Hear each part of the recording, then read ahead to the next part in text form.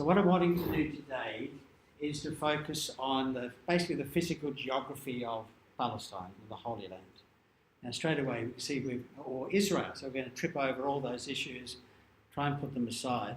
The Holy Land is actually bigger than Israel and or Palestine because it also includes Jordan and parts of southern Lebanon and really into Damascus, up into Syria as far as Damascus, and technically go the Old Testament down as far as Egypt, because that's part of the story. But if we're talking about the primary geographical focus, then the traditional way of saying is from the Jordan River to the Mediterranean. That's Palestine geographically. In political terms, it's Israel and Palestine.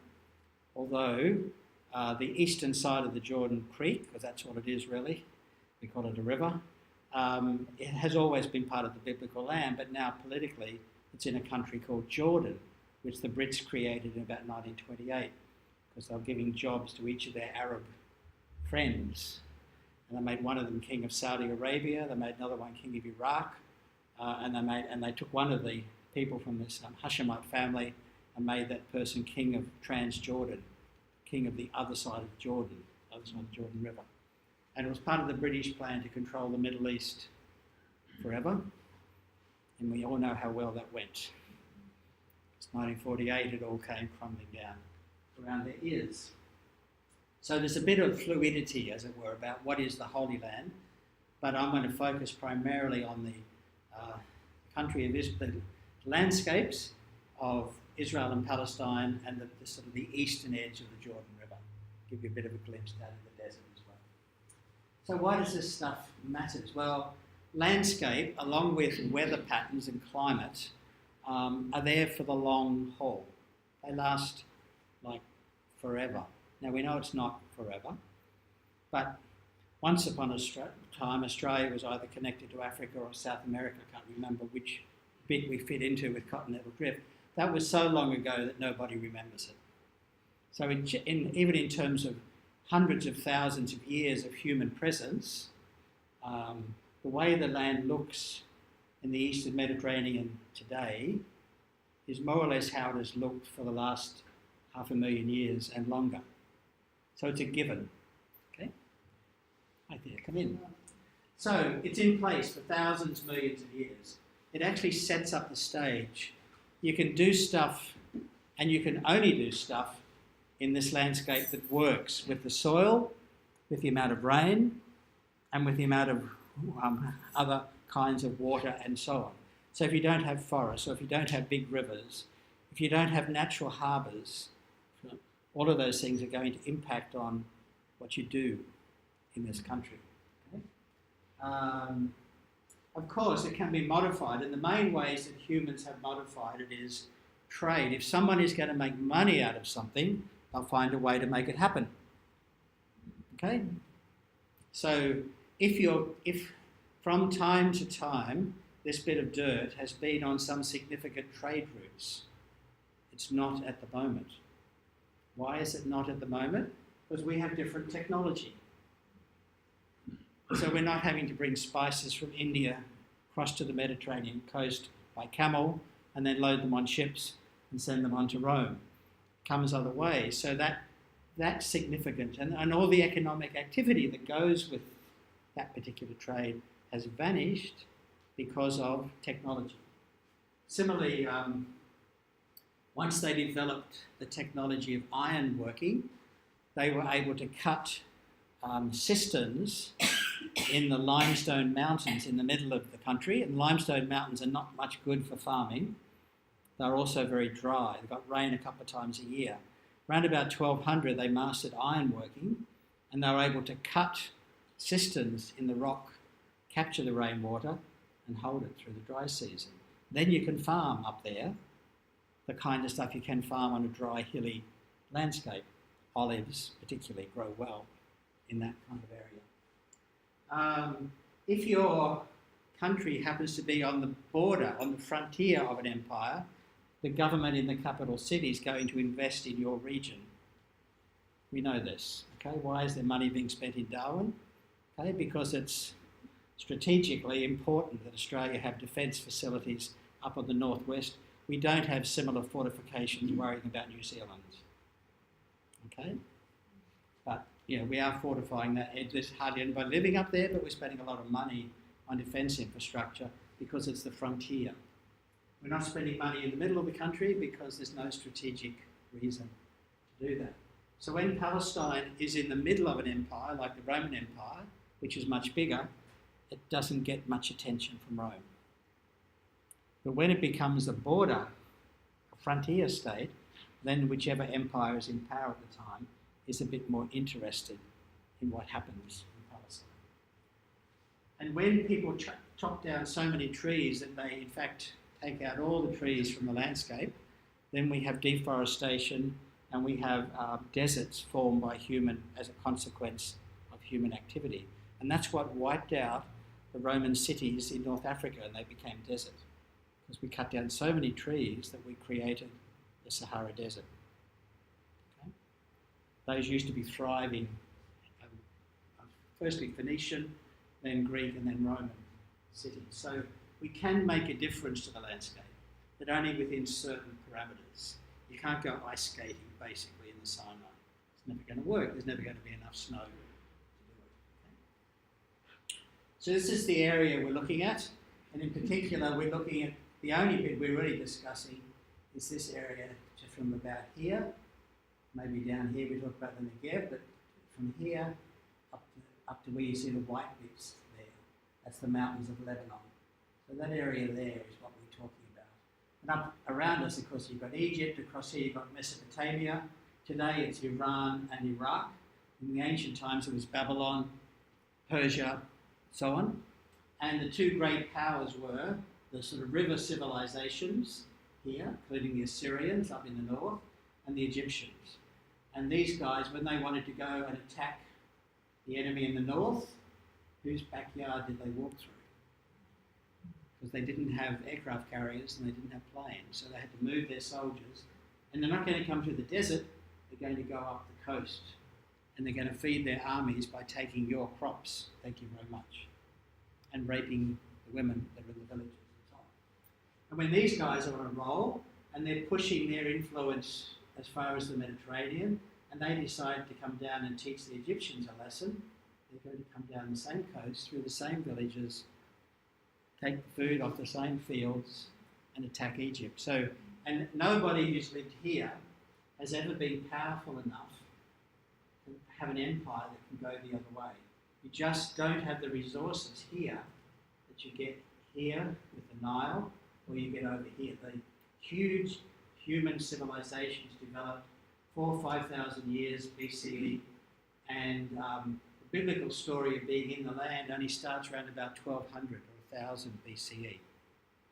Okay, but these other empires have been going already for 4,000 years when David and Solomon perhaps start doing something here.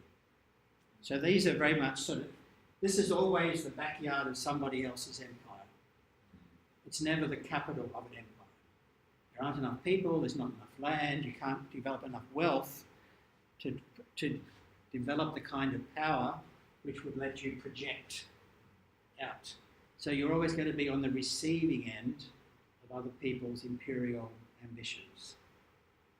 Conversely, we're so far away from everywhere that basically nobody ever attacks Australia because we're at the end of the railway line and there wasn't a railway line. But I mean, it's a long way to go to attack a very big country when the bit facing Asia is not very hospitable.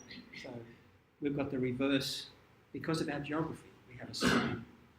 So we have Fortress Australia because of our geography. They have sort of welcomed, in effect, this area, Palestine, Canaan, Israel, call it what you like, it's a bridge. And people walk over the bridge and they trash the place on their way. And this shows you some of that. We won't go into all the details, but this is just showing how over a couple of thousand years, everybody, so whether your empire is based in Egypt or in Greece, which today is part of which we call Turkey, or whether your empire is based in the sort of that part of the Middle East that is still so problematic to us, from Afghanistan through to Iran, to Iraq, that area of the world, guess what? It was a problem 3,000 years ago as well. And they're not actually trying to, they don't care. This is irrelevant. There's nothing there to capture. But it's a strategic access to get to the other guys. Okay? So, let's have a look at the Eastern Mediterranean. As we know, it's basic. We're going to talk about its basic geographical features, which are particularly the southern half of the Eastern Mediterranean has no natural harbours. So the people that live there are not going to build boats and explore the Mediterranean.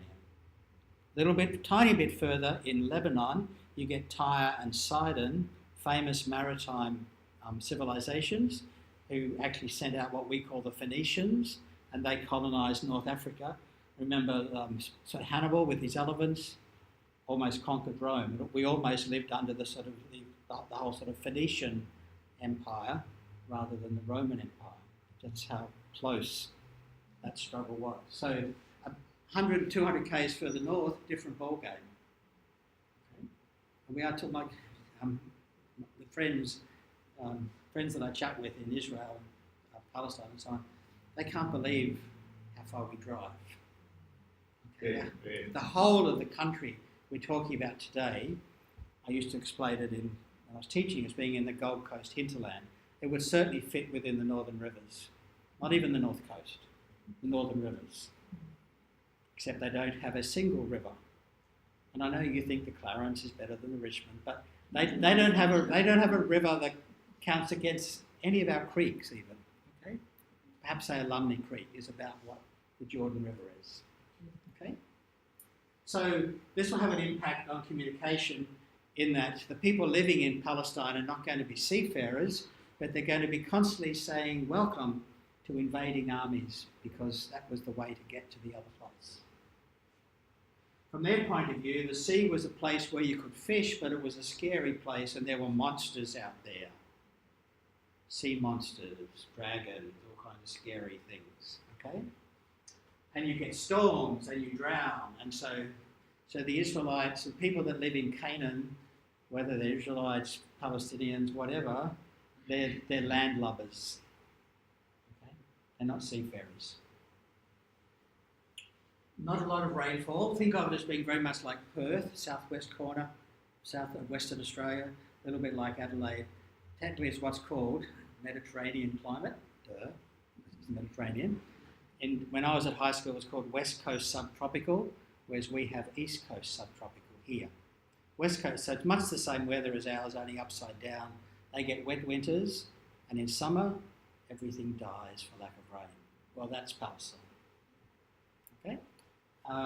They get about the same sort of rain you get in Adelaide or Perth. It does have some fertile land. It's not the land that flows with milk and honey. That was a very early real estate advertisement which Moses picked up in Egypt, and it wasn't really a good idea. Okay? It didn't work out that way. But it does have some fertile land. And there are one or two strategic locations because of the highways that traders and armies would use. Now, it's one thing to try and stop a caravan of merchants and say, before you pass our village, you have to part with some shekels, but you don't say that to Nebuchadnezzar. It's like, welcome, Your Majesty, what would you like for dinner? Okay, so you can see the problem of having a strategic location is an asset in good times and it's a problem in bad times because everybody wants to control that strategic bump. So, let's have a look at it. So it's part of the fertile, what we used to call the Fertile Crescent, stretching basically from Egypt up the coast of Palestine, up through Syria, top of Syria, and then back through the what today is Iraq and western Iran. And that Fertile Crescent, if you're going to move, whether it's for trade activity or whether it's because of imperial expansion, you're going to go where the grass is green because you're driving horses and camels and donkeys. Okay, they weren't using, there was lots of oil under the ground, but they didn't have internal combustion engines. They had no idea that stuff was any use to anybody. Okay, whether it is a whole other argument, I realise, but let's just leave that for now. So you're going to travel through the fertile areas so that your herds can graze. and you're going to be able to get supplies either by paying for it or by demanding it from the locals. Okay. On either side of that, you get inhospitable territories, including the Arabian Desert, and the inhospitable territories for the people living on the land include the oceans, because them's are scary things. Okay. So that is going to impact, as I started out by saying, on the possibilities that are available for human activity in that space, given the technologies available at the time. Okay. So there are going to be interaction, and this point is saying that if you do have farmers that have carved out a life over several thousand years, growing crops, running herds, and so on, and then you get the nomadic people that come through, and then you get the military people coming through, there are going to be structural interactions between those. So there's an ancient tension between the farmer and the pastoralists. People running goats and sheep want to be able to move to where the grass is green, but you don't want them coming to your valley when your crops are just beginning to look nice and green. But you do want them coming after harvest so the sheep can go poo, poo, poo all over your paddock and give you fertiliser for next year. So you've got to work out. So the ancient story of Cain and Abel is a story about the hatred between the farmer and the shepherd. Okay? Sometimes you work it out, other times you don't.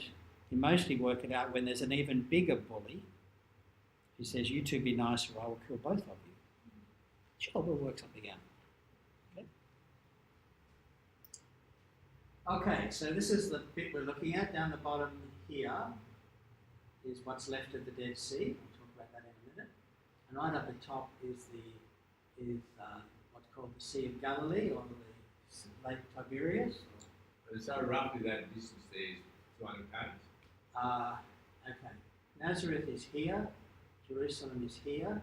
As the crow flies, that's 100 k's. So from there, so from the lake to the top of the Dead Sea would probably be less than 100 k's, but not much less. Highway 90 runs down the western side of the river, and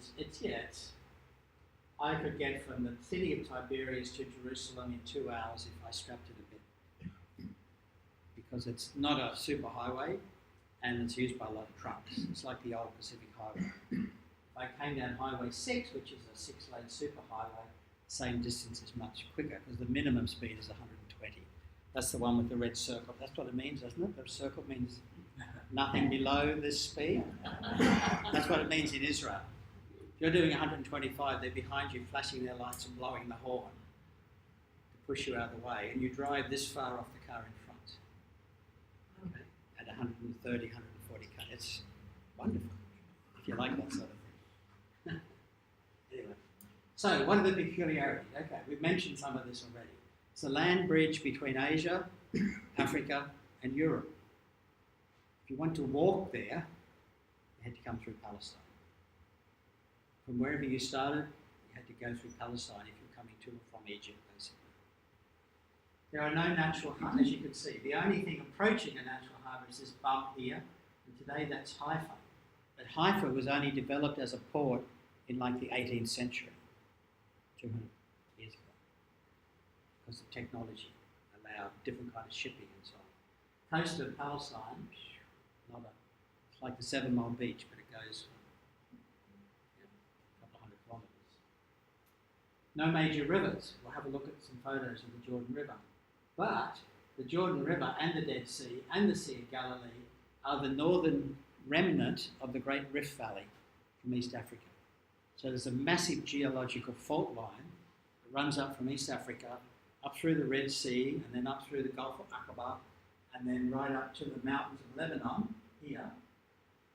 And thousands of years ago, that was all ocean. And it has shrunk back to what we now call the Gulf of Aqaba and the Red Sea. So this was deeper and wilder and an amazing place in the past. But slowly,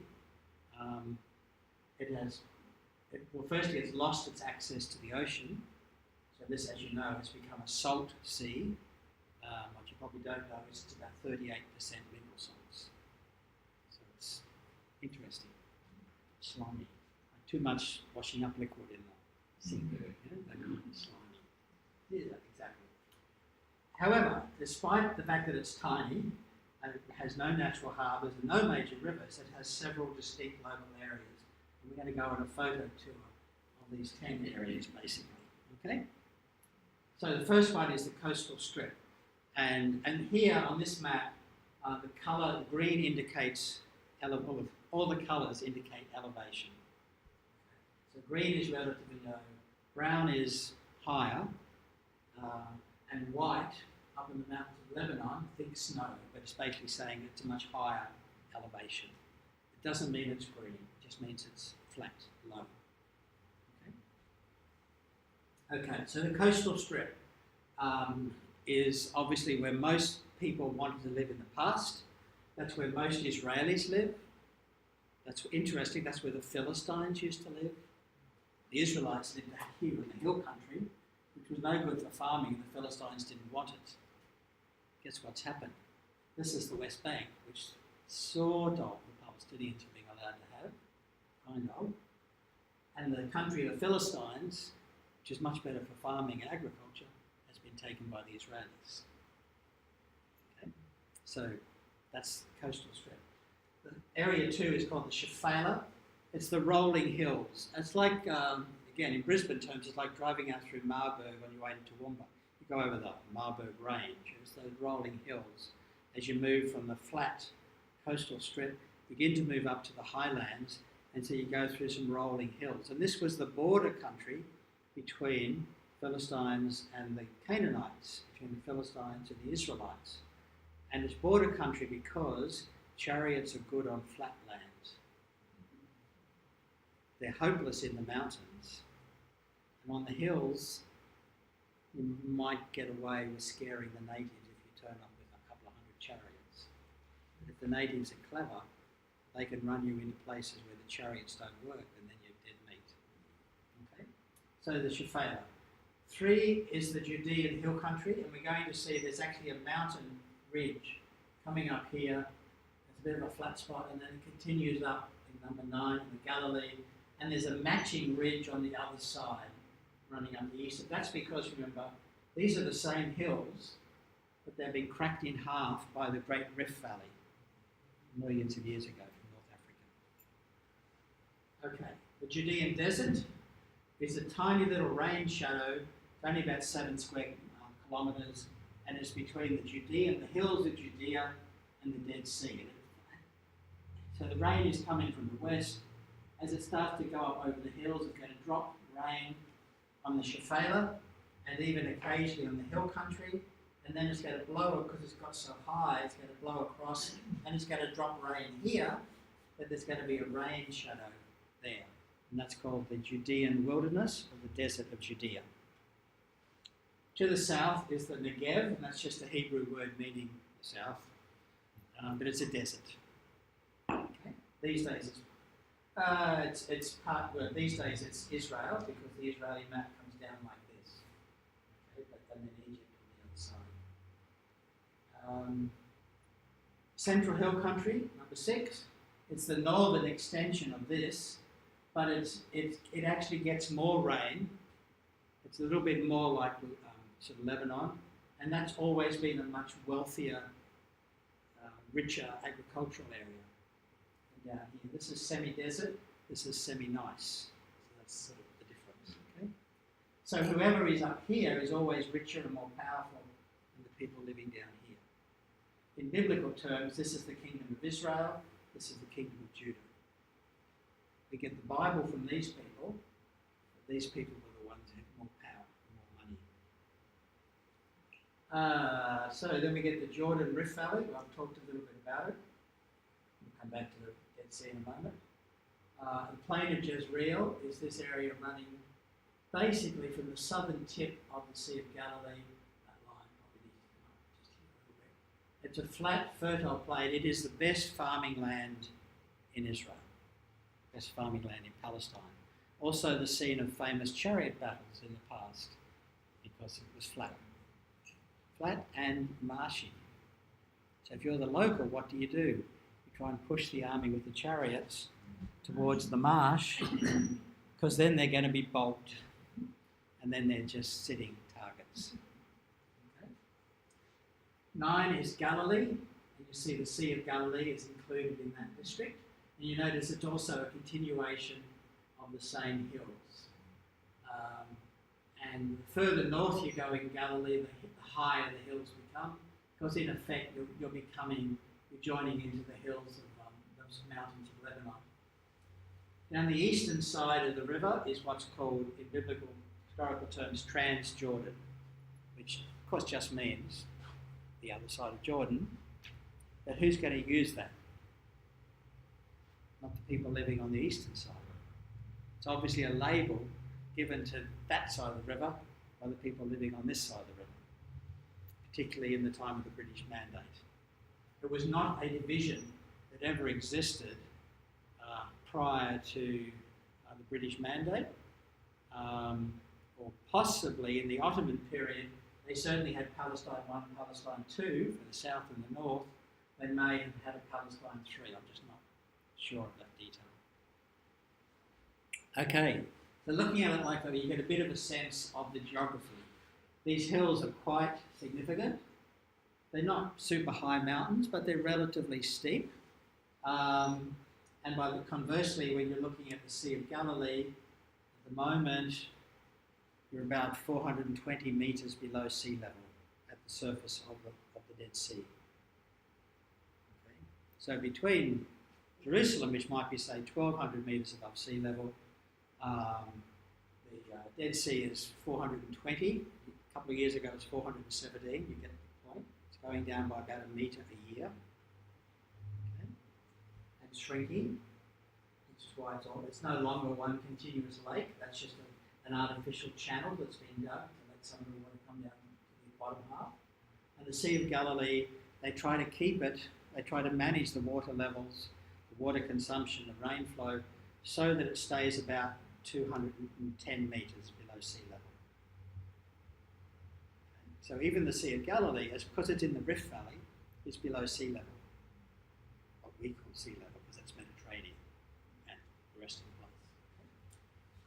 That also means if you want, so in the from Crusader times, in the early Mamluk period, don't worry about the names, and then through to the Ottoman period, this was a very productive area for growing sugarcane. And it was a state monopoly, and they sold the sugarcane to Europe. In fact, our word sugar is from the Arabic sukra. Okay, it's their word, like alcohol and various others.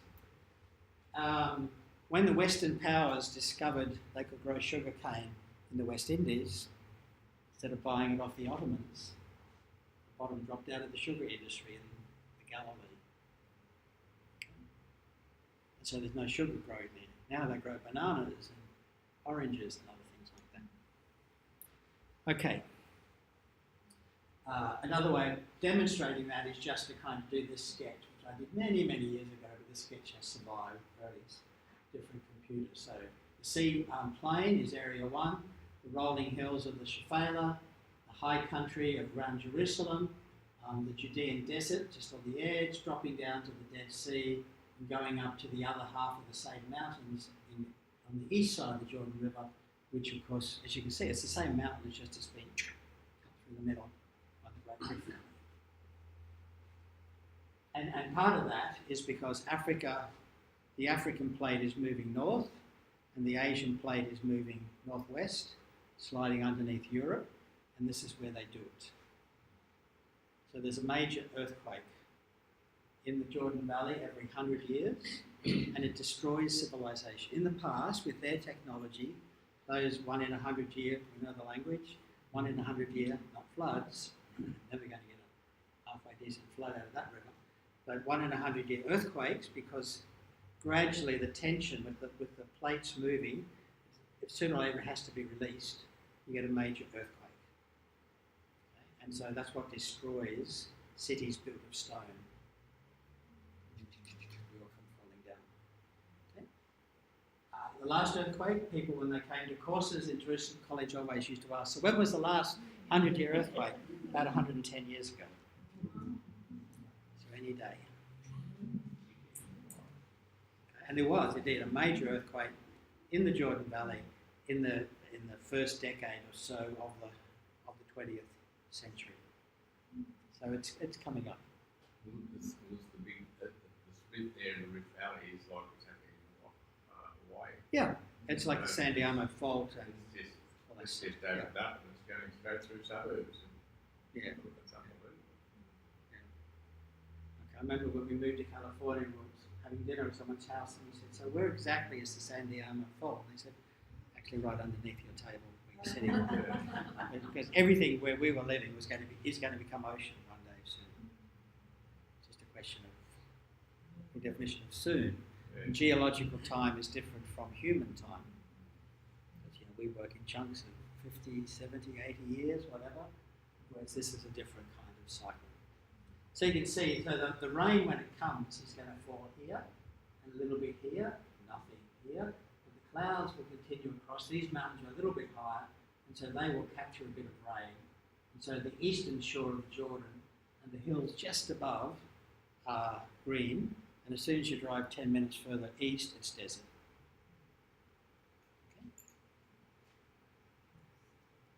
So it looks like that. You play with your mapping technology. Okay. And that's just another way of trying to show it. Okay. And that's the coastal strip. Not much to write home to mum about in terms of natural harbours. Okay.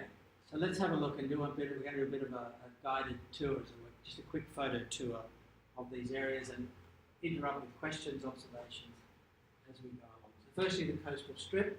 This is going to look just like pretty normal, valuable farming land, but also, of course, good places to build cities. So most of the more heavily populated Israeli cities, particularly Tel Aviv, but also the major conurbation stretching from Tel Aviv up towards Caesarea, it's built on good farming land,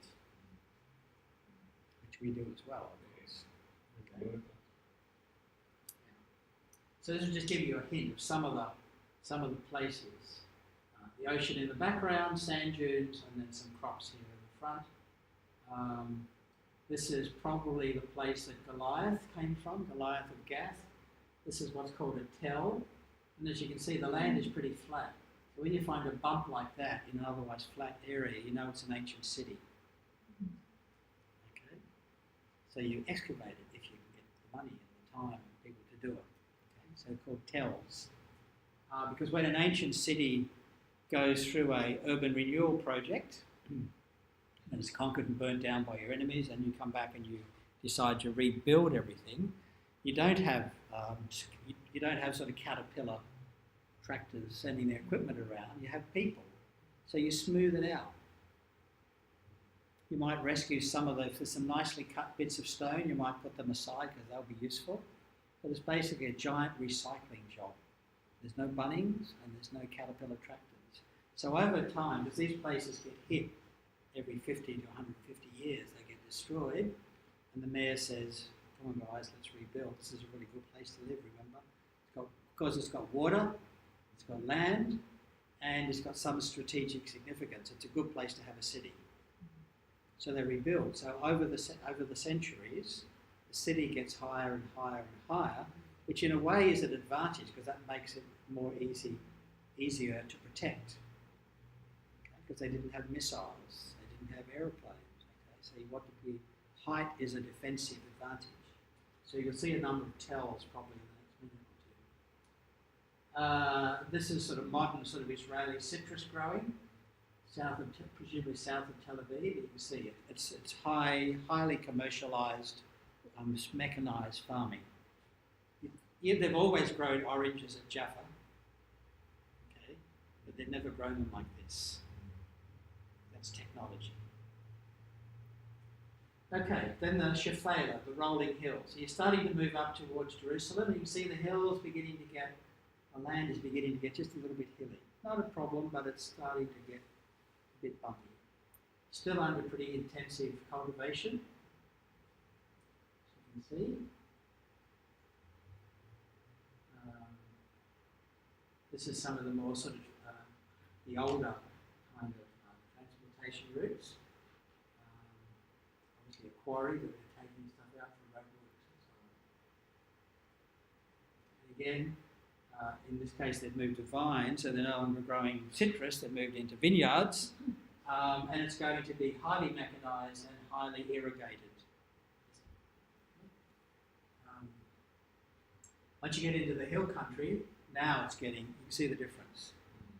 Not only are the hills bigger, but they're basically bare limestone with a few trees growing here and there. So what are you going to, if you're a farmer and this is the bit of land you're being able to get control of, what are you going to do with it? Okay, well, you'll plant olives.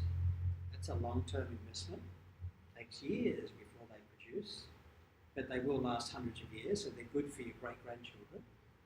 That's important. Family is a key social value here because you only get the benefit if the family stays put. Okay.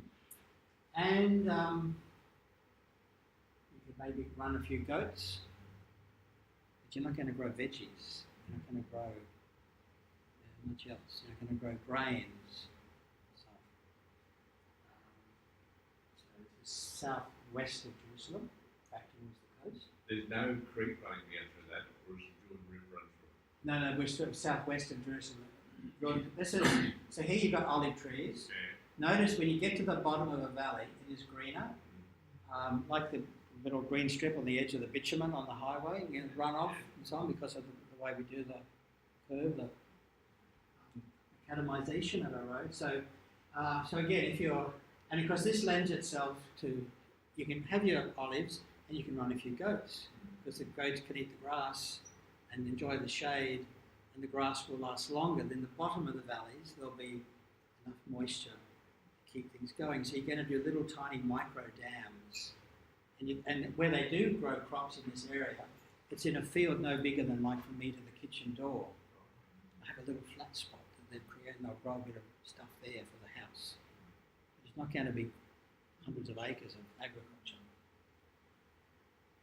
As you can see, yeah, rocky Judean hills and lots of terracing where the farmers over the years, because when it does rain, these will come green for a little period of time, and then you can grow crops with fairly short harvest times. Again, there's Nahal is a Hebrew word for river, which really means creek for us. Okay? So there is a what's called the Sorek River, running through this valley down the bottom. And lots of pine. You can also grow pine trees really well, but unless you're into pine furniture or something, because they weren't in the ancient world, pine trees are really just for decoration.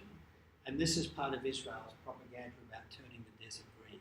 This is not desert, it's just rocky hill country. But they've planted thousands and thousands and thousands, if not millions of trees after 1948, usually on the site of bulldozed Palestinian villages, so that they can never come home. Because these are all state forests. I'm sorry, it's a national park. You can't have a house there anymore. Okay. So you get a sense of, again, the same river, the Nahal Sorek, and this photo is obviously taken around about now, maybe February or March. This photo would have been taken. Okay, this is the wilderness of Ziph, and which you hear about, and as you can see, it's wilderness. And if you look in the distance, that's the wilderness of Judea, or even, that'll be the wilderness of Judea, or possibly the other side of the Jordan River. And you can run goats, you can run sheep. It's actually mostly goats rather than sheep. The goats will sort of forage. You're not going to run cattle here. These are not dairy farmers, and they're not going to become macadamia farms in 10 years. It's just not going to happen. It's not the northern rivers. Okay, Judean, if you thought that was desert, now we'll get to the desert. Okay, and of course the three wise men are having a cup of tea, and just off camera with their billies. But this is the desert. This is actually in the Judean desert, but you get a sense, or near the Judean desert. It's not sand dunes. It's not the Sahara. It's sort of mountain desert. It's desert because there's no water. Again, there's obviously a little tiny bit of a low spot running through there called the Wadi in Arabic. or Nahal in Hebrew. And when it rains, that's going to be flooding through there. You can see the way it's washed out. When it rains up here in the hills, it just floods. An hour later, it'll be flooding down here. 2 hours later, the water's gone into the Jordan River.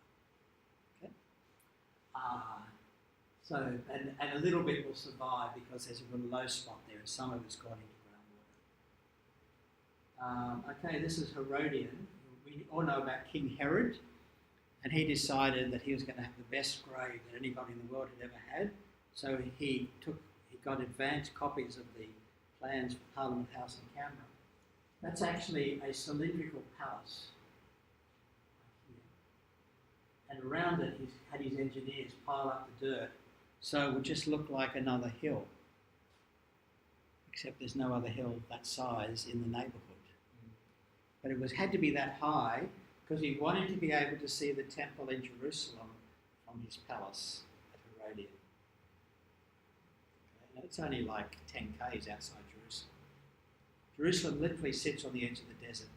You look this way into the city and it's all green because of irrigation and Judean hill country. You turn around this way and you're looking at the wilderness of Judea. It's desert.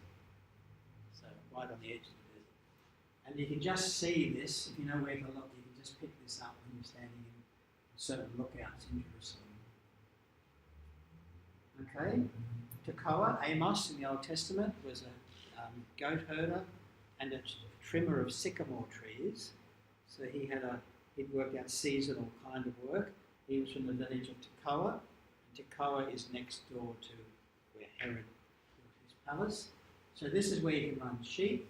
But that's the hill. That's one. Then you've gone to the desert, and really that's probably the matching country on the other side of the Jordan River. Okay, so you can run sheep. And this is in the middle of winter, but it's not yet had rain. This will become completely green for about a month, and then it's gone. So Passover, spring festivals, when you had to move your flocks, had to wait till the new lambs were old enough to walk long distances. You had to move your flock from where you could get good grass in winter because of the rain, so the easy stuff. That's when the sheep want to have their lambs and so on. And then when the lambs are old enough, you transfer them over to the summer pastures where it's going to be harder to find good grass. And of course you sacrifice a lamb to keep God off your back before you. It's like taking one of your kids, sacrifice them, get in the car, and the rest of the family drive on to the grandma's house. That kind of idea. So this is winter, but it's not yet had the benefit of the rain. These are some of the caves, again near Tekoa. This kind of hilly country lends itself to caves, which can be natural caves, but also, see, this is actually made. This is constructed. They've taken a natural cave and they've put a little room on the front. And so in the Byzantine period, 4th, 5th century, there were thousands of Christian monks living in the desert, in this little 7 square mile desert. Okay. And there are still some of their monasteries left. This is the Nahal Kidron, or what we would call Kidron Brook, Kidron Stream. It's near Masabar. Masabar is one of the oldest and most important of the desert monasteries. And you can see how over the centuries, probably over the millennia, this little creek down here, has caused all this damage. Or created this beautiful landscape, depending on what you're looking for in a piece of landscape. Okay? So in the flood season, it's going to gouge out. And then in the dry season, it's just this little creek down the bottom. All right, so one of my favourite places, see this little monastery hanging on, just sort of clinging to the side of the cliffs. It's St George's Monastery at Wadi Kelt. Wadi Kelt, this winding road down the bottom here, that's the road from Jerusalem to Jericho. Ever heard of that story, that road? Sorry? Yeah, the road to Jericho. There's a famous story Jesus tells about the Samaritan. So this guy, in that story, this is the highway, the commas. Down the bottom down there is the highway from Jerusalem to Jericho. See this pasture down here? There's a road. But you notice how it's a winding road. You never know what's around the next corner. He's going to ambush you and beat you up. Okay? But it was the only way to get through the hills, from Jerusalem up on top of the hill, down to Jericho, which is just north of the Dead Sea. It's several hundred metres south, below you. And is that monastery still there? Yeah, there's about half a dozen Greek monks living there. If you look carefully, I've got so many photos of this place, but so that's the monastery boundary, marking out the sacred boundary. These little posts are here. That bridge goes back to underneath. The bottom part of the bridge goes back to Roman times. But on the roof, they've got satellite dishes and solar panels and stuff. Yeah, you want some modern comforts. So How do they survive? As far as food and... Well, they have little dams, like farming. These days they bring food in. They've got tractors and trucks and stuff. Sort of still lines. Yeah. We call it generically line. It's got a more technical name like stalactite or something. It's a particular kind of rock. Now, until you've mastered how to create cisterns and capture the rainwater, it's really hard to live out here. All right, so get the drift. And this is further, a little bit south from Jericho. Here's the top edge of the Dead Sea. And you see how even in the last few decades it's shrunk back. All of this used to be ocean, sea. And these used to be seafront resorts. And now the water is a long way away. And they're beginning to get sort of sinkholes forming here because the rock structure that's underneath in the Rift Valley has been underwater for millions of years. And as the water shrinks, those rock structures are collapsing and sinkholes as big as this room are just appearing, taking out houses, taking out half the road, whatever. Is that also partly because a lot more water is taken out of the river? We'll come to the river and it's a mixture of things. Yeah, there's not so much there's less rain, but there's less water making it into the Dead Sea. Irrigation. Exactly. So it's human intervention. The so-called Dead Sea Scrolls were found, guess what, in these hills, in these caves here, on the edge of the Dead Sea. It's famous Dead Sea. Cave 4. Inside Cave 4. So, but it does, you do get rain once or twice a year, and the place comes to life when the desert blooms. And that, of course, is a biblical symbol for hope, for renewal. When the desert, even the desert can bloom, God sends the rain. So there's much use made of groundwater. Yes. Under the Central Hill country, which is all Palestinian land, there are massive artesian water reserves, which Israel is pumping out for its own use illegally. And then it sells a portion of that water, a tiny percentage of the water, it sells back to the Palestinian Authority at 4 or 5 times the price that it charges Jewish settlers who are running illegal settlements on Palestinian land in the West Bank. Yeah. And in the process, they're sucking out the most precious resource in the Middle East from the Palestinians, which is water. And the Palestinians are not allowed to do their own wells or bores, even though it's their land. So here you get, we're at Qumran. This is the receding shoreline. This road was, when I first drove down that road in about 1990, the water was right next to the road. Okay? And that's Jordan on the other side. So it's very close, very close. Not as close as South Grafton, but close. Okay. Nahal David, or David's Spring, David's River, that's an area that features in the Old Testament. David is running away from King Saul. He does what everybody does. He goes out into the wilderness, runs away from the cities, tries to get out into the wild lands, and according to the biblical story, he found the spring in what's now called the Wadi David. Obviously it wasn't called Wadi David at the time, or Dawood at the time. And so that's now part of Israel, and because the way the map works, and it's a very popular hiking area in some times of the year. Again, if you get heavy rain up here, this is just going to be a thunderstream a couple of hours later. And that's the classic photo that everybody does. When they go to the Dead Sea, you float on the water because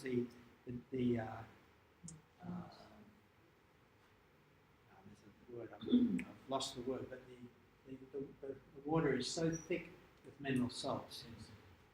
Not even dense. There's another. I was going to say there's another word beside density. Maybe it is density, but there's a word that describes it in technical terms. And because it is so, whatever that word is, literally humans just float on top of it. It's also so salty. You don't want it in your wound. You don't want to have a shaving scratch or an open sore. You don't want to open your eyes. And actually, it's when ladies find out whether the gold jewellery that their husband gave them is really gold if they wear it into the sea. Is that the water looks clear? Is it? It's not clear. No, it's murky. So that's sort of frothy stuff on top there, not. Oh, it's just a bit of breeze. So it's just a little bit of. It's not looking down into the water and seeing those white colours below. No, it's quite murky. It really is just slimy. And this is the salt that's left on the shoreline. So guess what they do down here and have always done down here? They mine salt. Yeah. And the word salary comes across from salt because the Romans used to pay their soldiers in salt because it preserved their food. It was a commodity you could swap and barter. Now they get women's cosmetics. Oh yeah, and the mud which has all these sort of minerals, 38% water and water, sort of Dead Sea beauty products from the Israeli side, and there's a similar Jordanian operation on the other side of the river, other side of the lake, whatever. It's very high end, but again, it's there are issues to do. If you've heard of boycott, divestment, and sanction stuff, there are people who think we should boycott the Israeli, I guess, Havla, whatever, products because they're actually set up on stolen Palestinian land. But yeah, they're very expensive health products, especially mud from the Dead Sea. Sorry, Open markets. yeah, top shelf stuff. Okay, it's just provided naturally. Then we go further south. While we're in the desert, let's go further down to the Negev, and this again is really dry. You're never going to grow anything here very much.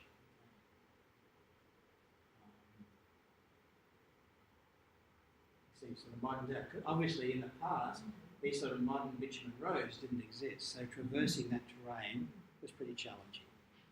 Is that one area where the dead man collapses, the water's washed out? See that little curl with it?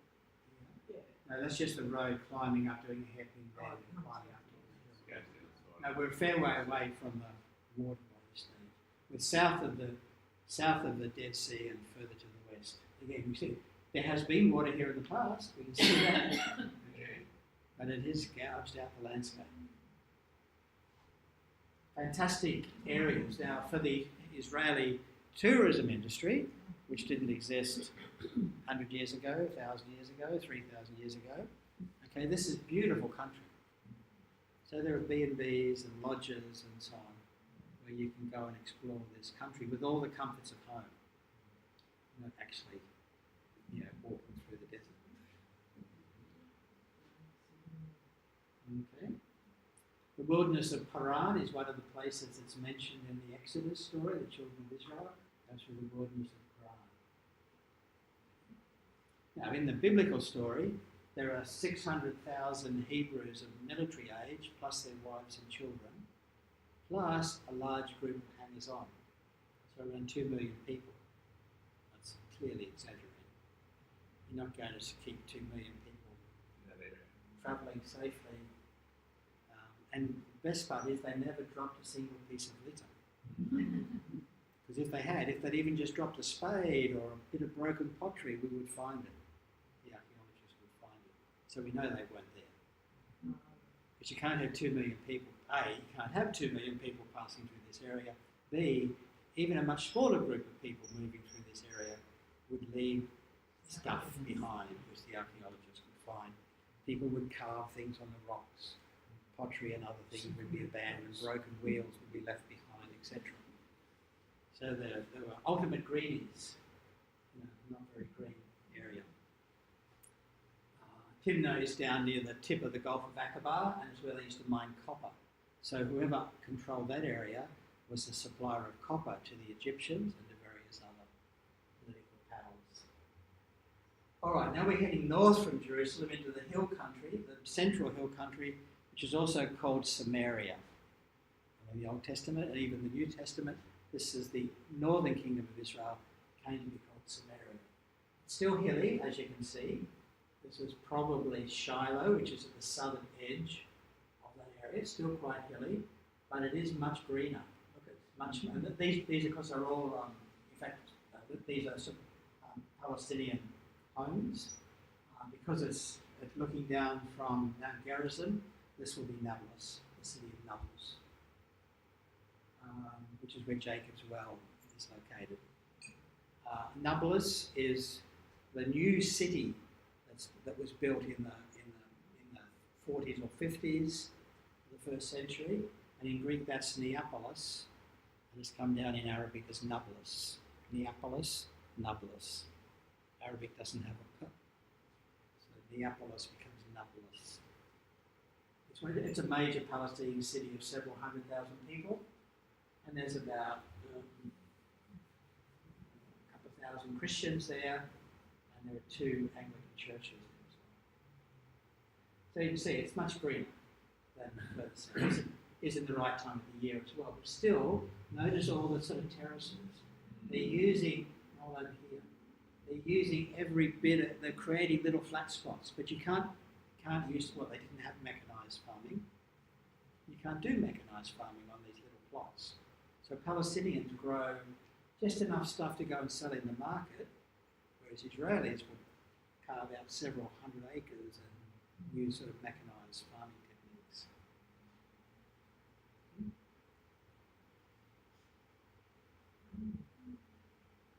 Very beautiful. Now the river. Right up the northern tip. So up here is the southern edge of the Sea of Galilee. These are basically fish farms using water from the Sea of Galilee, which gets to the point about what's going on in terms of water consumption. Modern Israelis, whether they're Jewish or Palestinian, modern Israelis want to have a Western lifestyle. So they want to have swimming pools, and they want to have grass, and they want to have decorative plants rather than just agricultural plants and so on. So the lifestyle pressure, particularly from the sort of Jewish Israeli community as such, it's so much fresh water, and of course the Sea of Galilee is like God's dam. You know, it's like, oh, we didn't even have to build a wall here. Here's this huge freshwater lake. So Israel has been pumping so much water out of that the water level has at times threatened to drop below 200 metres below sea level. So as the numbers get bigger, you're actually going deeper. Right? When it's healthy, it's more like 250 metres below sea level. It'll be a natural sort of level. They try to keep it between 210 and 220 metres below sea level. So anything above that, they pump out. Now, prior to 1948, where did that water go? Down the river. Kept the Jordan Valley healthy. Ecological flows, I think, might be the description we hear in the Murray-Darling context. And it went into the Dead Sea, which was much deeper. I don't think I've got a photo of it here, but when we drive down to the Dead Sea, there's a place about a couple of kilometres south of Qumran where there's a bit of a cliff and the road sort of coming right out around just into the cliff, and you can look down to the Dead Sea, or you can look over there to the Dead Sea. But 110 years ago, there was a survey done by the Palestine Exploration Fund. These were British Army engineers secretly mapping Palestine, which was Ottoman territory, under the guise of doing biblical archaeology. So they were providing detailed topographical maps to the British Army for when they invaded Palestine. World War I came along and they got it anyway, but that was the plan. So these guys painted a line on the rock as to where the water level was in 1917 or 1914 or whatever. Now when we drive down the road, that painted line is above the roof of the bus. So in 100 years, the lake has gone from there to over there. So much water has been taken out, and a big part of the peace treaty between Jordan and Israel was actually agreeing on a percentage of the fresh water from the Sea of Galilee and the Jordan River, which is here, by the way. That's it there. That's it. That's the Jordan River at its source.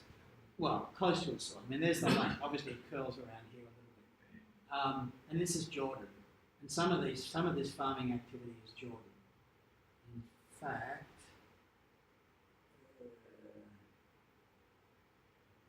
at this point, when you're on the road looking down at this, the border fence is basically just below you. So actually, all of that is possibly Jordanian agricultural activity, because when the river curls to the west, then Jordan expands to the west. When the river bends to the east, then Israel goes out to the east.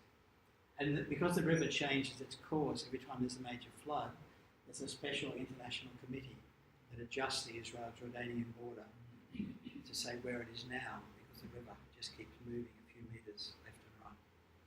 So this is where it starts, in the Sea of Galilee. That's what it looks like at that point. Notice the gum trees, because the British imported eucalypts to soak up the swamps. And like California, they went feral. And there are gum trees all over northern Israel. So you kind of feel, go down by the Sea of Galilee and it's surrounded by gum trees. Jesus had a home among the gum trees. No, he didn't. Because there weren't any gum trees in Palestine before the British mandate. That's nice, but it's not exactly big. It's not big river country. Right? There it is. That's kind of the bit we were looking at before. Above. One side is this side will be Jordan, this side will be Israel. So you can also see why it's a security problem. If that's an enemy country on the other side of the river, Pretty close, aren't they're not very far away, and especially with modern technology. Okay? You don't need missiles. I mean, they're just across the river, across the creek. And you can see how all this muddy floodplain, this channel is going to be gouged differently the next time there's a major flood event. And so the border will shift. Okay. So this is just where it's beginning south of the Sea of Galilee. It also comes into the north of the Sea of Galilee. This is the junction. So there's the Jordan River. And this one, little one here is what's called the Yarmouk River. Okay, they use river differently than we do. Okay? And this is Jordan. Okay. Oops, Plain of Jezreel. So Plain of Jezreel up in the north is the best bit of real estate for farming and so on in the area. This photo is taken from Mount Carmel, looking back towards the Sea of Galilee, which is sort of out of line, out of view. So Nazareth is this little white blob up here. For some reason they didn't put the name on it. This bump here is Mount Tabor. It's the only significant hill in the area. This is a modern sort of Israeli township called Yokneam. And Mount Gilboa, the northern tip of the central hill country of Israel, is where King Saul committed suicide. More importantly, it has a beautiful purple lily, Mount Gilboa, or the Gilboa lily, which only flowers for about 2 weeks in late February, early March. And so thousands of people go there and trample over the mountain, and they've now had to put special paths through so the tourists don't kill the flowers that they come to see. Yeah, they're only there for about 2 to 3 weeks, and then they're gone. Beautiful little purple lily. Okay, this is again. So across here you've got, that would be Mount Tabor, I think. This is Afuli. Again, Israeli people call it Afula. The Arabs call it Afuli. And one of the things that's happening, even with, and many of these are just traditional Arabic names, but Israel is imposing a standardized spelling and pronunciation, which is Hebrew spelling and pronunciation, on the Palestinians. So by choice, I always refer to it as Afuli. I never call it Afula. I always refer to it as Afuli. Again, you can see it's a modern Israeli development. It's built in a defensive circle. So if they're ever attacked by the wild hordes of Arab barbarians, they've got a natural sort of circle. They've already circled the wagons. So how old would that town be? Like is Less it than 100 years. less than 100? Yeah. Now when they drive cars around the streets, because it doesn't Yeah, yeah. big Oh, enough. yeah, no, it's big enough. It's quite a big place. This is a fair way. Yeah. And this is Afuli Ilik, which is Upper Afuli, and that's Nazareth up there. That's a Palestinian place. That's a Palestinian place. This will be. This one's probably called Dabariya. So Deborah's village from the Book of Judges. Just around the corner here is the village of Nain, where the widow's son was brought to life. And so this is probably the village of Iksal, and up here is Nazareth. Now, Palestinian towns are not built in defensive configurations. Okay? Modern Israeli towns are built for defensive military purposes.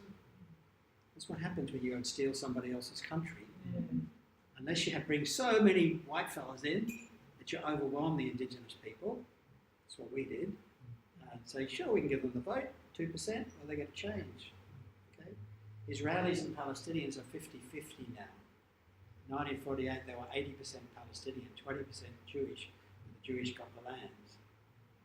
Okay, now, despite the 6-7 million refugees that are not allowed to come home, there are now even numbers of Palestinians and Jews between the Jordan River and the Mediterranean Sea. There's the problem for Israel. It cannot give them the vote, or else the Knesset would not be a Jewish parliament. Okay? So they're in a hard space. Imagine how our farmers would feel if the indigenous people were 50% of the population, but we owned all the land. Pressure on the government to not make any concessions around land rights. Okay? So it's a very difficult thing. So the landscape is still there, but you can tell, like as you're driving down the road, you can pick an Arab house from a Jewish house. No problem at all. Okay? For a start, Jewish houses in the west side, Palestinian houses in the West Bank will have hot water systems on the roof, and they don't get town water supply. Whereas any Israeli settlement houses have pitch roofs with red tiles, they get town water supply, they don't have hot water systems on the roof. Just driving down the road, you can pick, which house to shoot at or which house to burn down when the trouble comes. Two communities sharing the same, all of this land is owned by Jewish people, it's owned by the Jewish National Fund. Okay? And the only reason the Arabs have got this little bit of land over here is because the Brits gave it to them in the 1920s. Okay? And so they're squashed in on the little bit of land that they're allowed to have, and all of this is land exclusively for the benefit of Jewish people.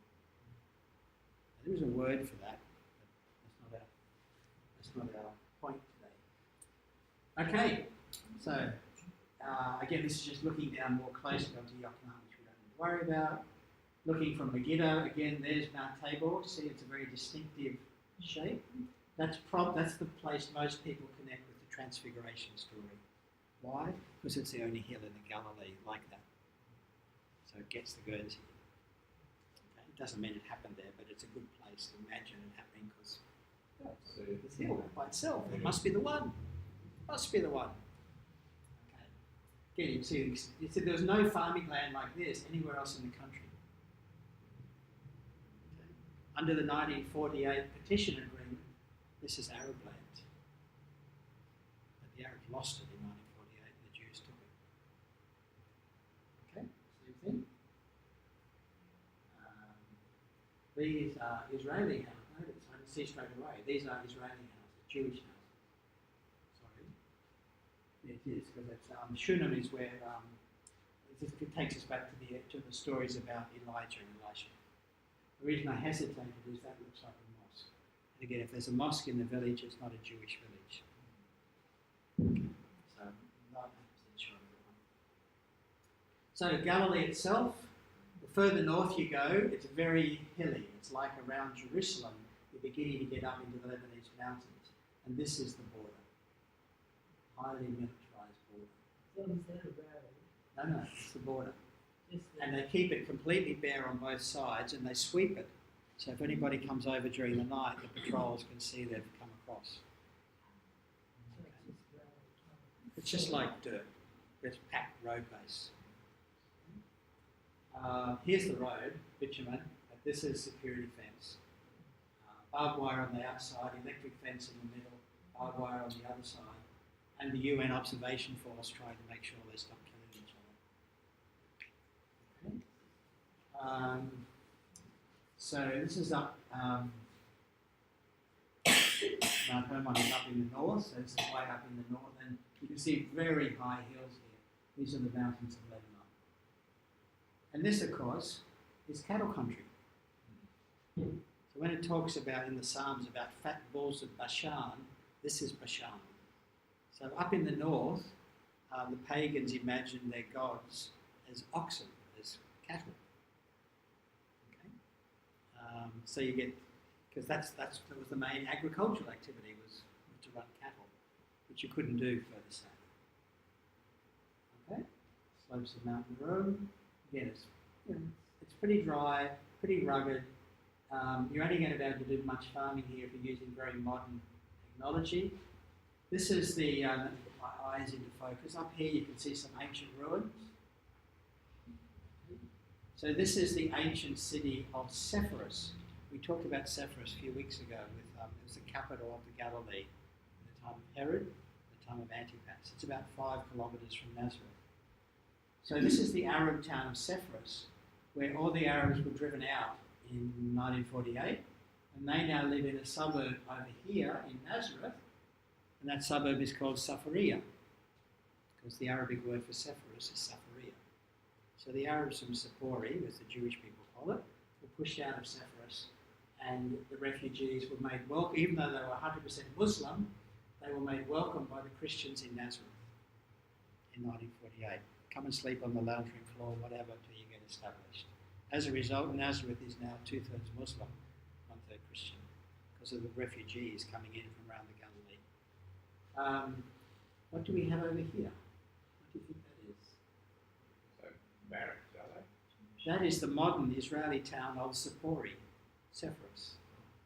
So next to the hill, which was Sepphoris in the 1st century, on the next hill over, they built a new town of Sepphoris, which in Hebrew is Zappori.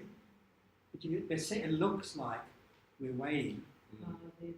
See how it's built? It's on the top of a ridge. You've got an outer circle of houses. You've got gardens and parkland for the kids in the middle. But these houses are built next to each other, so in effect it becomes a city wall. This is defensive civilian architecture. What you have to do if you're stealing somebody else's land, but the people are still there, and someday they're going to want their land back. You're just going to keep killing them forever, or you're going to make peace. Okay, so here you've got a modern Israeli town of Sepphoris.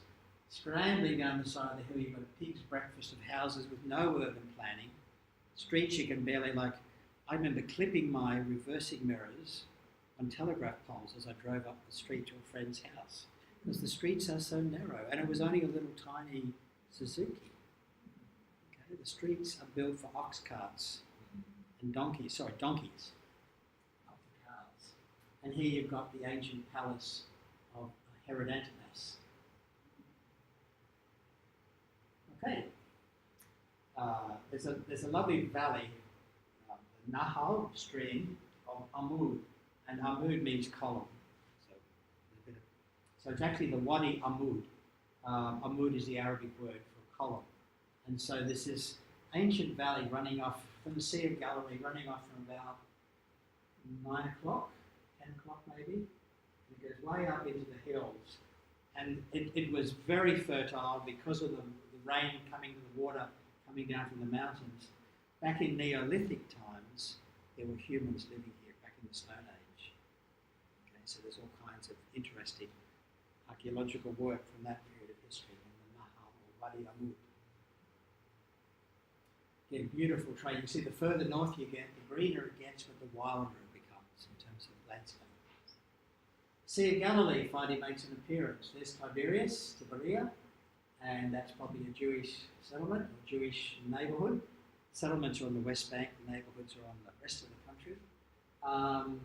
And you see this is obviously a photo taken in February.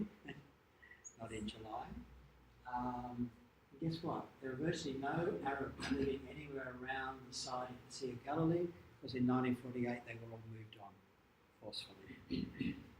Again, there's a whole group of people, Christians particularly, but not only Christians, from Tiberias, who relocated to Nazareth with the assistance and the organisation of a local Catholic priest, who then found that the forms his people had signed, which they had to sign to get a tiny government grant to start their home in Nazareth, which were written in Hebrew, actually said that they relinquish all claim to their own properties back in Tiberias.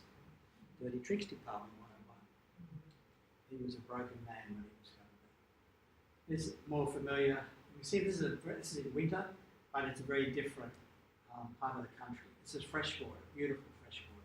So this is my country. So when we go to work on the dig's over here at Bethsaida. Capernaum is just next door, basically. Guinnessar, it's really this whole area here. All of this area here is a large Jewish kibbutz called Guinnessar, and Guinnessar in New Testament is Gennesaret. Same consonants, just different vowels. So in the late medieval, early modern period, this was sugarcane growing country, and now it's bananas and other intensive agricultural crops. But there are no Arab villages left anywhere around this side of the lake, because they've all been driven away because the Jewish people wanted that land. It's the best land, along with Jezreel. It's the best land and it's access to fresh water. So the Arabs are in the villages up in the hills, like Nazareth, which is not a village, we'll talk about it next week, and places like Cana, which you've heard about, and various other Arab villages. They're several miles back up into the hills. And I've commented to my friends, it's very generous how the Palestinians all gave their seaside properties to the Jews, and they said, we'll go and live up in the dusty hills, that's fine. We don't want any agricultural land, we don't want any fresh water. We'll just go and live up there. At Guinnessar, the crown jewels is this first century fishing boat, big enough for about 12 men. So you can imagine the way the tourists come to look at this. This is the hottest tourist object in Israel. We won't delay with that for now. I've got a friend who works on the restoration of that boat. We'd say Tagba, it's actually Tabarah, and that's the traditional site of the feeding of the 5,000. This is the lake, very beautiful. And again, the lake is dropping. Let's go back here. This area up here, this is called the Horns of Hatim. That's where the Muslim military commander, Salah al-Din, you know, Saladin, that's where he defeated, absolutely destroyed the Crusader army on the 4th of July in 1187, and that was the end of the Crusades. And it was an ambush. The Christian army was on its way down to Tiberias from Nazareth, and it was July the 4th, and middle of summer. They didn't quite make it to Tiberias, and they decided to stop and make camp, and the Muslims just set fire to the grass. Horses panicked, men panicked, massive defeat. Crusaders never recovered. Okay. I can just see how you've got this incredible jaws, the mountain pass. And if you're in there and the enemy is in front of you and behind you and they set fire to the grass in July, all over Red Rover. Okay. So, interesting place, very significant place. This is around the Sea of Galilee. On the other side of the river, we're almost out of time. You've got the same landform as the northern part of Israel, basically. So we're going to go from north to south. Obviously, this is after the rain in the area called Gilead. Is there no balm in Gilead? Is one of the phrases coming out of the Bible. Again, you can see some of the. It's very similar to the land around Nablus, and it does get decent rain in the wet season. Other times of the year, this will be very bare. This is part of the ancient city of Jerash or Jeraza, one of the 10 towns of the Decapolis, and the modern town of Jerash is in the background. So this is all in Jordan, because we're no longer in Israel.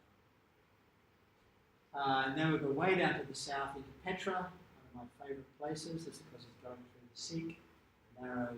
Again, the reason the place was there because the only way to get in was through this narrow mountain pass, which basically two people could defend. Okay, it's a magical place to go. Maybe we'll go there next year. A magical place, and you might just begin to see coming into view is this. Oh, Okay, or the Hazni, which means treasure house. The early Europeans who first found it again in the middle of the 19th century, they thought this has to be a treasure house. It's actually a tomb. It's the tomb of King Aretas, king of Damascus, because at that time the Nabateans ruled Damascus. This is the Aretas who tried to arrest Paul in the book of Acts. He's buried here. So the circle closes eventually. Interesting. I love this is it. But pock with bullet holes because British and other soldiers thinking if I can just crack one of these pots, maybe all these gold coins will come out. Okay, that it's now part of the World Heritage Area, but somewhat different control. But all of this is a facade; it goes nowhere, and under the steps is the burial place of Aretas. Okay, so outside the Holy Land, just a final wrap up. Let's go down to Sinai and to Jebel Musa. And Jebel Musa, of course, means Moses' mountain. Jebel Musa. Okay? So this is the scene in the Sinai Desert, hundreds of kilometres further south from Israel. This is what it looks like. And it is serious mountain desert country. Okay?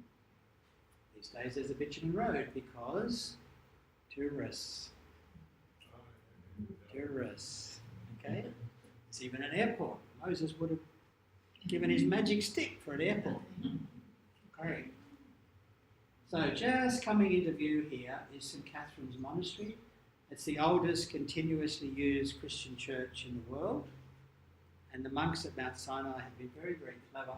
As you go in the monastery part, not the public part, as you go in the monastery part, there's a big sign up here in Arabic with a gold handprint from the Prophet Muhammad, totally fake, but telling the Bedouins who live round that the monastery is under his personal protection. And it's worked.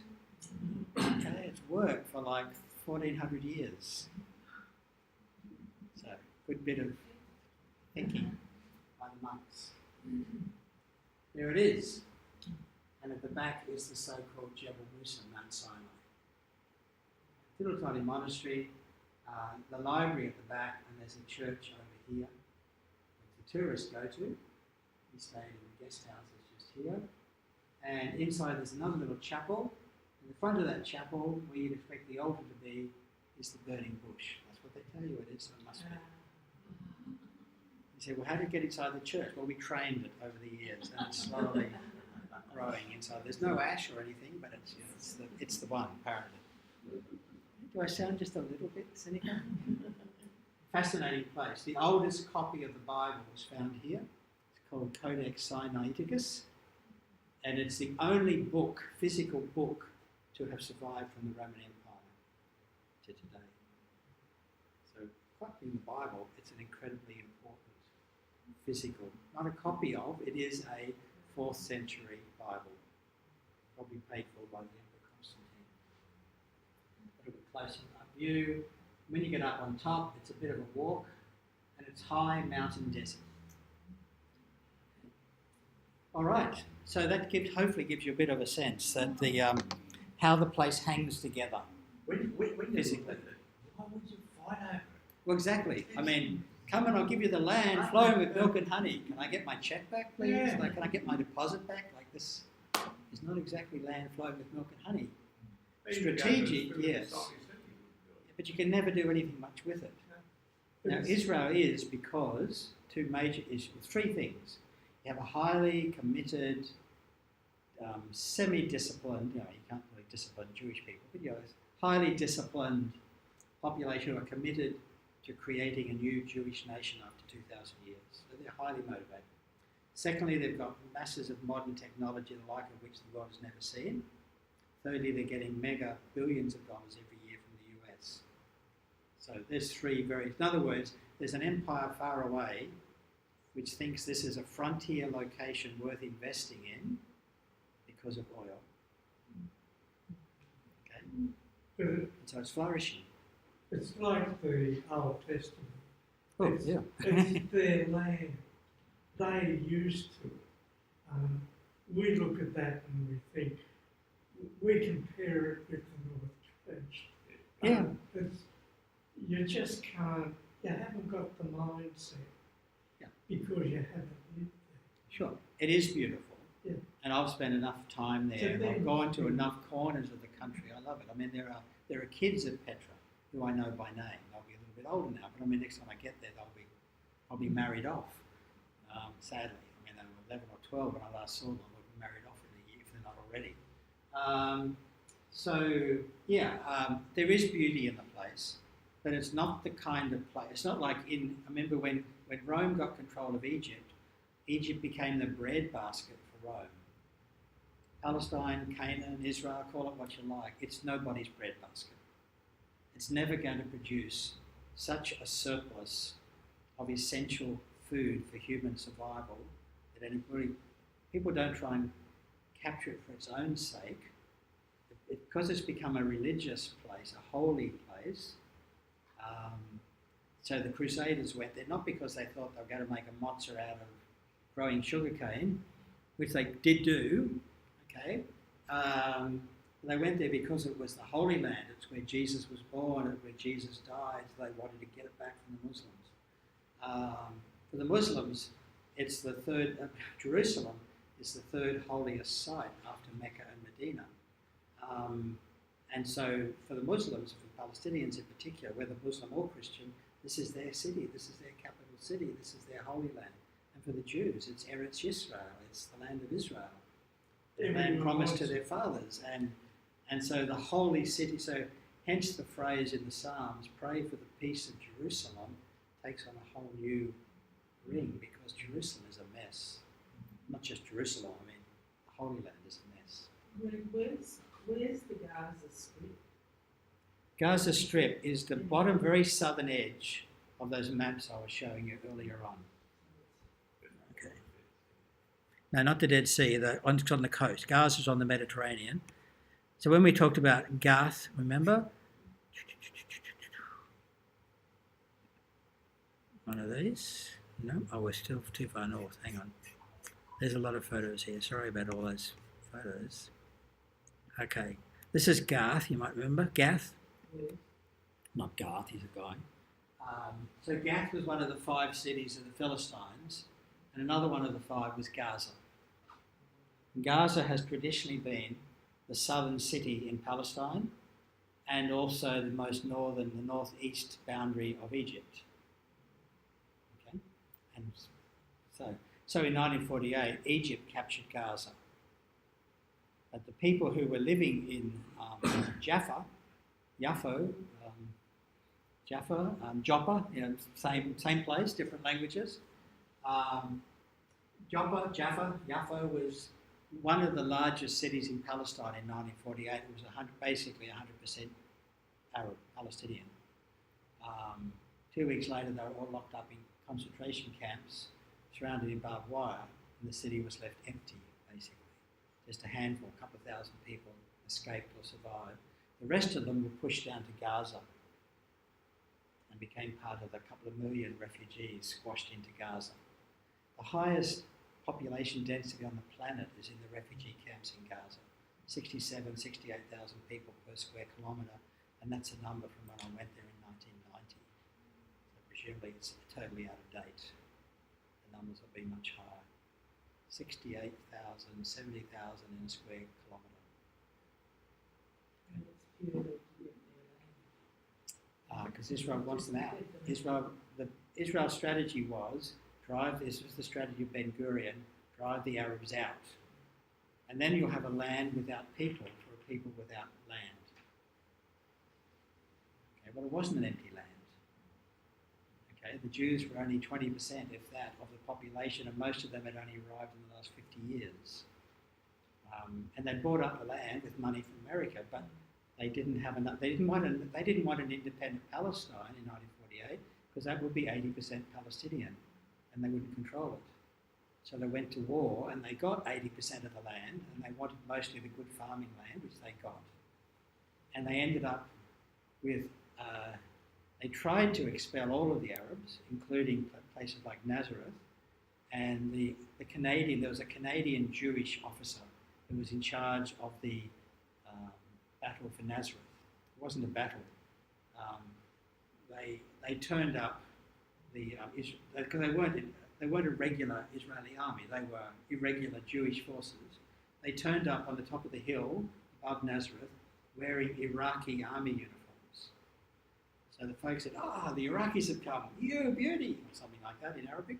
And they went up the hill to welcome them. Pop, pop, pop, pop, pop. Oh, actually, they're Jewish. Okay? So the men of Nazareth were given 30 minutes to surrender the city. I've got friends who were children at the time who described, this one particular lady describes looking out through the front window of her parents' house, watching the mayor and all the other senior men of the village walking up the street with a bed sheet tied to a broom. There was no battle. Okay, they surrendered. Now the orders from Ben Gurion were put them in trucks and drive them to Lebanon. And the Canadian officer in charge said, if we do that, the world will turn against us. And he held on. He didn't obey orders for 48 hours, which time word got out that Nazareth, the Christian city, was about to be captured, or had been captured and was about to be depopulated. And so Ben Gurion cancelled the order but fired the Canadian officer. He was court-martialed for disobedience. Okay? And Ben Gurion said in his diaries, and he actually tried to, we've got the cabinet papers, we've got the diaries, he tried to trigger an incident undertaken by Jewish undercover agents, which would look like the Arabs were revolting. I chose that word deliberately. Would look like the Arabs had started a military incident so that the Israeli army could go in and drive them out and not stop until they'd pushed them into Syria and Lebanon. And the cabinet wouldn't agree. And he said, you're going to regret this because in 50 years' time there's going to be too many Arabs left in the country. Okay. Well, now they represent 20% of Israel, but they represent 50% of the total country. And there's we'll talk about the Israeli-Palestine issue at some stage, but there's a problem, and I understand the Jewish people's desire to live there. It's their ancestral, it's the land where all their memories come from. I have no wish to go and live in Wales, where the Jenks has come from, but I can understand that, if I was brought up differently, I might have a different attachment. I mean, Eve's Irish. She would love to be living in Ireland in some respect. But I also understand for the Palestinians who have also been there for at least the last couple of thousand years, and in actual case are probably the direct descendants of the Jews who used to live there 2,000 years ago. But in the meantime, they've all become Christian in the Byzantine period, and then after the Muslim conquest in 634 or whatever it was, they slowly, mostly became Muslim. And about 10% of them stayed Christian, and now it's down to a much smaller number. But they're the same people. Modern Israeli Jews and modern Palestinians are the same people. I mean, the DNA analysis demonstrates that. They're exactly the same group of people. They've got different identities. So this is a conflict between identity. It's not a conflict between two totally different groups of people. But it would be bad whichever way, but it's just doubly tragic that it's so this is this beautiful little bit of land. Not as beautiful as Lebanon, but much better than the Sinai Desert. Okay, much better than Jordan. Not as nice as Greece. So that's the kind of place it is. And like Greece, which was very mountainous, is very mountainous, so there was never any central government in Greece, remember, until the time of basically Alexander the Great and his father Philip, who unified the Greeks by conquering them from Macedon. That does it. Greeks themselves could never form a central government because everybody lived in their own valley. Yeah. Okay, and there's a bit of that going on in Israel as well. There's so many regions. In fact, one of the I think one of the most interesting proposals for a peace settlement is to divide the country up into about 12 different cantons, like Switzerland. Some of them would be 100% Palestinian, some of them would be 100% Jewish, some of them would be mixed. But in their own canton, their own local government area, they do what they want. Want to have Jewish law, want to have Muslim law, whatever. And then you have a central parliament, which is for the whole country, and is not a Jewish parliament, but is a national parliament. Now that's an idea from Jewish peace proposals, but nobody wants it. That's for another day. All right.